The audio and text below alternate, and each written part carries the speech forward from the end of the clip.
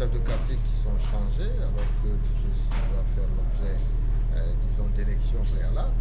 Je crois qu'il y a une entorse aujourd'hui au processus de démocratie qui commence à bloquer. Sur le plan économique, je pense qu'il y a beaucoup de désordre.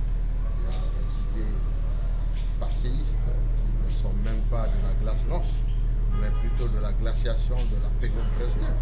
La fixation arbitraire des prix, c'est quelque chose qui ne se pratique plus, même pas en Chine, peut-être encore en Corée du Nord. Je crois que ceci va entraîner une perturbation sur l'ensemble de l'activité de ce pays, et dont on commence d'ailleurs à voir les conséquences. Raréfaction, hausse des prix, inflation, et il ne faudrait pas s'en étonner. Donc je suis quelque peu surpris de ce que je vois se dérouler devant moi. Disons que je m'attendais à beaucoup mieux, d'autant plus qu'il y a quelques personnes là-bas que je connais qui peuvent avoir peut-être des idées sur la gestion macroéconomique, mais également sur la gestion d'un État. Là, aujourd'hui, nous assistons à beaucoup de tâtonnements. Cela m'inquiète énormément.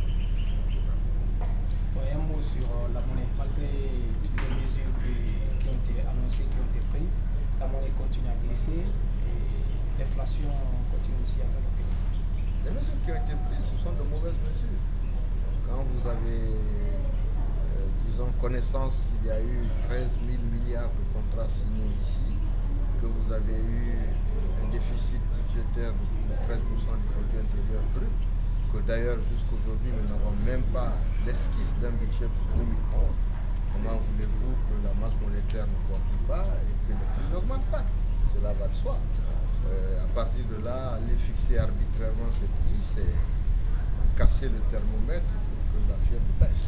Donc je crois que ces augmentations de prix sont la conséquence d'une situation macroéconomique.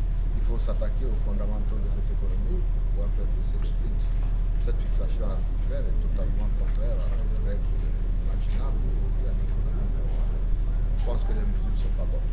Un regard sur les secteurs clés comme l'eau, l'électricité, la santé. Ça, c'est des choses qui ne se font pas aussi vite. Par contre, tout ce que nous entendons également sur les mines, ce n'est pas rassurant. L'absence de l'Assemblée ne permet pas une transparence pour débattre de ces questions qui sont essentielles pour le programme économique de notre pays. Il est totalement inadmissible et inimaginable que les décisions concernant le secteur minier en Guinée se prennent de manière non transparente à quelque niveau que ce soit. Donc ça, c'est également une préoccupation pour nous. Un dernier mot sur le choix des hommes et sur les réformes au sein de l'administration. Le choix des hommes, bon, chacun choisit les hommes qu'il veut. Je pense que une fois que tu les as choisis, il faut être en mesure de leur donner une directive suffisante pour suivre un programme si tant est il est clairement établi et connu de tous. Voilà. Merci beaucoup. Merci.